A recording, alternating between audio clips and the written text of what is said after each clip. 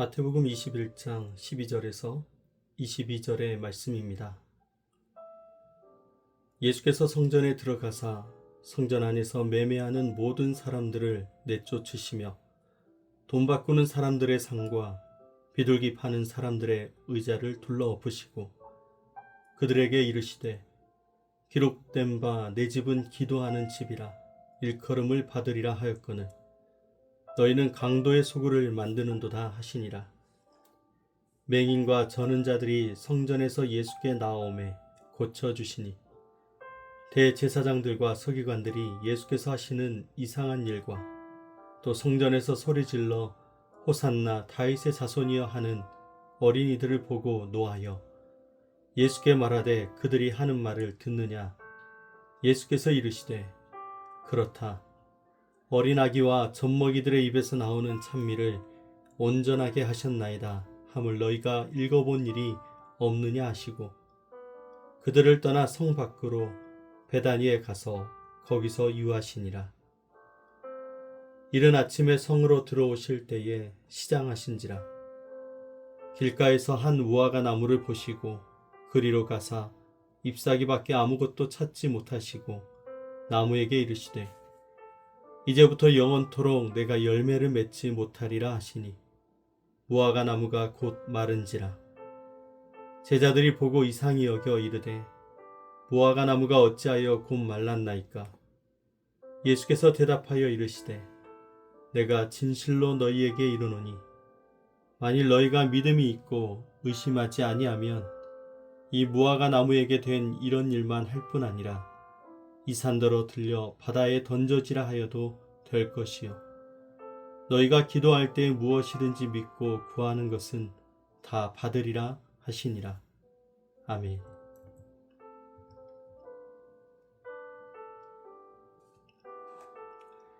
오늘도 함께 5가지 묵상법으로 함께 묵상하며 오늘 하루를 시작하겠습니다. 사람은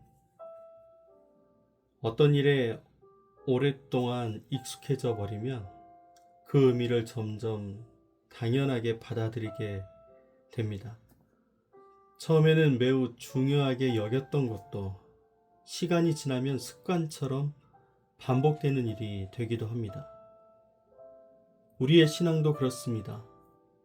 예배를 드리고 찬양을 하고 기도하는 일은 우리의 신앙의 중심입니다. 그러나 시간이 지나면서 그것들이 어느 순간 익숙한 일처럼 느껴질 때가 있습니다. 오늘 본문에서 예수님은 성전에 들어가셔서 사람들의 상과 의자를 뒤엎으십니다. 그리고 이어지는 장면들을 보면 오늘 말씀이 한 가지 흐름 가운데 있음을 볼 수 있습니다. 성전을 정결하게 하신 후에 맹인과 저는 자를 고쳐주셨습니다. 성전의 어린아이들의 찬양을 받으셨고 열매 없는 무화과 나무를 책망하십니다. 그리고 믿음의 기도에 대해서 말씀해 주십니다. 이 장면들은 서로 다른 이야기 같지만 여러 성경 주석들은 이 사건들이 하나의 메시지를 드러내기 위한 흐름이라고 이야기를 합니다. 성전이 정결해지고 연약한 사람들이 회복되고 순전한 찬양이 울려 퍼지고 열매 없는 신앙은 책망을 받고 그리고 주님은 믿음의 기도를 가르쳐 주십니다. 오늘 이 말씀의 흐름은 우리에게 이렇게 질문하고 있습니다. 우리의 신앙의 중심에 정말 하나님이 계신가? 오늘 이 질문을 오늘 우리의 마음에 두고 오늘 말씀을 5가지 묵상법으로 함께 묵상하면서 주님의 뜻을 깨닫는 귀한 시간 되었으면 좋겠습니다. 오늘 본문에 나타난 하나님은 어떤 하나님이십니까? 오늘 예수님은 성전에 들어가셔서 이렇게 말씀하십니다. 내 집은 기도하는 집이라 일컬음을 받으리라 하였거늘 너희는 강도의 소굴을 만드는도다. 성전 안에서 제사를 위한 짐승을 팔고 또 환전하는 일이 이루어지고 있었습니다. 처음에는 순례자들을 돕기 위한 일이었습니다. 그런데 시간이 지나면서 오늘 성전이 점점 이익을 얻기 위한 구조로 변해버렸습니다. 기도의 자리가 어느새 거래하는 자리로 바뀌어버린 것입니다. 그래서 오늘 예수님이 성전을 정결하게 하시는 것이죠. 여기서 기도하는 집이라는 표현에는 오늘 성전의 본래 목적이 담겨 있습니다. 성전은 하나님을 만나기 위한 자리입니다. 예수님은 그 거룩함을 다시 회복시키는 일을 하고 계신 것입니다. 우리의 신앙도 마찬가지입니다. 신앙의 중심은 하나님을 향한 마음입니다. 오늘 우리가 정말 하나님을 향해서 우리의 마음이 열려 있는지를 함께 확인하고 나아가기 원합니다. 주님은 거룩함을 회복하길 원하십니다. 오늘 말씀 우리에게 어떻게 살라고 지시하고 있을까요? 성전이 정결해진 후에 이런 장면이 이어집니다. 14절의 말씀 보면 맹인과 저는 자들이 성전에서 예수께 나아오매 고쳐주시니. 당시 사회에서는 맹인과 저는 자는 종교적으로도 성전 안에 들어가지 못하고 주변에 머물 수밖에 없던 사람들이었습니다. 그런데 오늘 예수님은 그들을 성전에서 맞아주시고 계시는 걸 볼 수 있습니다. 오늘 이 장면은 우리에게 중요한 메시지를 깨닫게 하십니다. 예수님이 성전을 깨끗하게 하신 이유가 사람을 밀어내기 위한 게 아니고 사람들이 하나님께 더 가까이 오게 하기 위해서 오늘 주님은 성전을 깨끗하게 하셨다라는 것이죠. 그래서 예수님이 계신 곳에는 연약한 사람들이 먼저 다가오게 되어 있습니다. 오늘 우리가 완벽해서 하나님께 나아가는 것이 아니라 있는 모습 그대로 하나님께 나아가게 됩니다. 우리가 상처를 입고 고통을 당하고 억울한 일을 당할 때 더욱더 주님 앞에 가까이 나아가는 이러한 일들이 일어나는 것은 약한 자들이 먼저 주님을 찾는 모습을 오늘 우리에게 보여주는 일이 되는 것이죠. 그리고 하나님은 그 사람들을 절대 외면하지 않으십니다. 사랑하는 여러분, 오늘 말씀은 상처받을 때, 고통스러울 때 더 가까이 주님께 나아가라는 것이죠. 오늘 우리의 삶에 힘든 일, 어려운 일, 고통스러운 일, 억울한 일이 있을 때 그것은 바로 주님께 가까이 나아가야 되는 신호인 것입니다. 주님이 기다리고 계시다라는 우리를 부르시는 주님의 사랑의 초청인 것입니다. 주님께 달려가는 오늘 귀한 주일, 주님 앞에 나아가는 우리의 시간이 되길 원합니다. 오늘 말씀을 통해서 우리가 돌이키고 회개해야 될 것은 무엇일까요?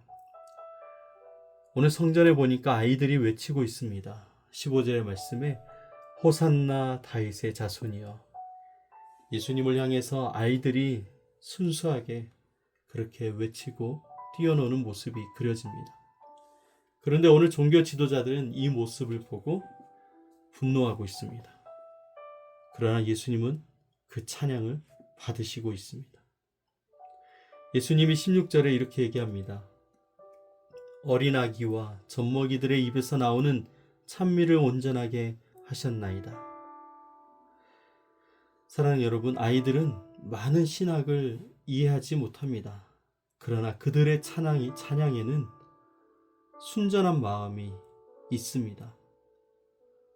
신앙생활을 오래 하면 우리는 많은 것을 알게 됩니다.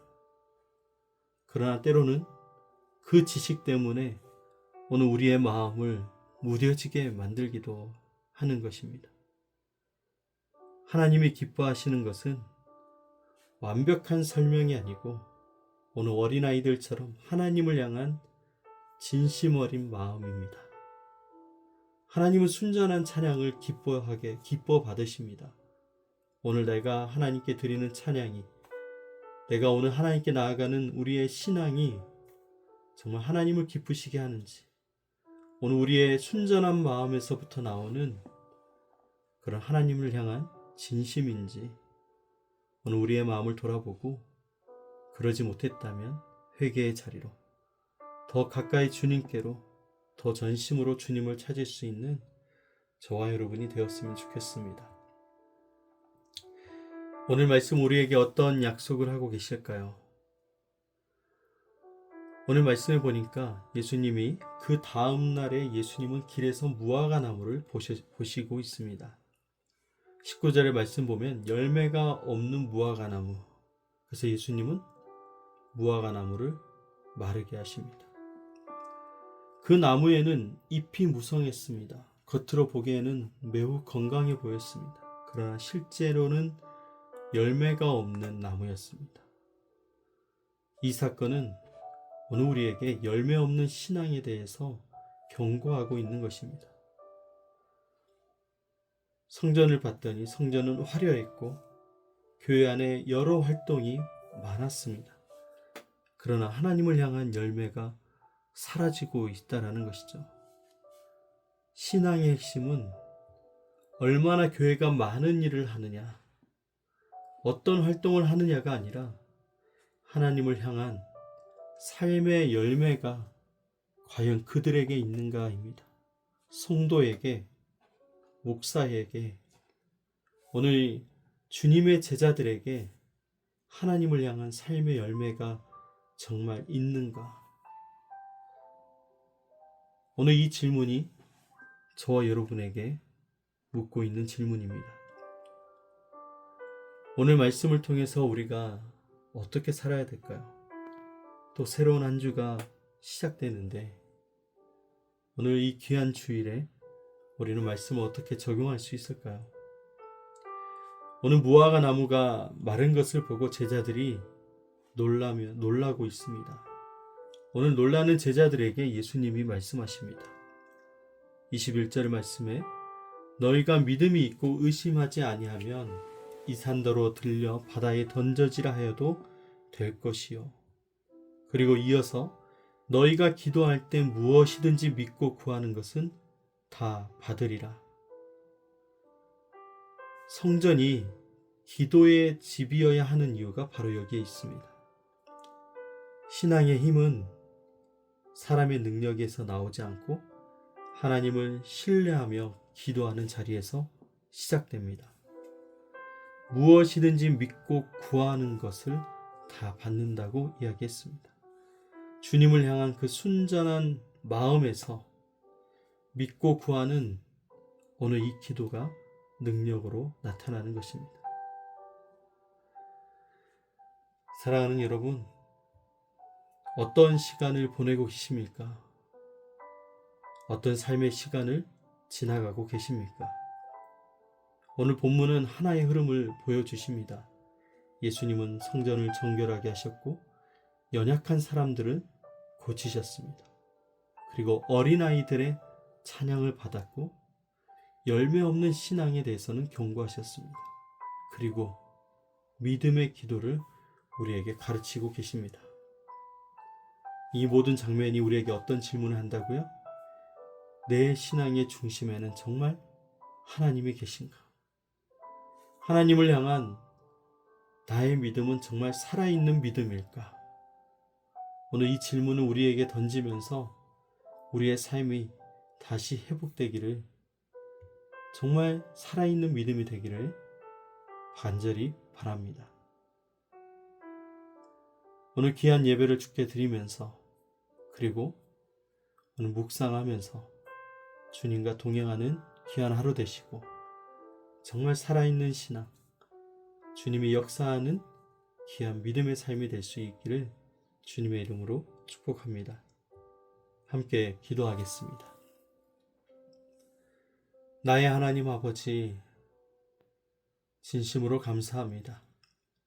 오늘 말씀을 통해서 우리의 신앙을 돌아보게 하시니 너무나 감사합니다. 주님, 우리의 마음이 익숙함 속에서 무뎌지지 않도록 도와주시옵소서. 예배와 기도가 습관이 아니라 주님을 만나는 살아있는 시간이 되게 하여 주옵소서.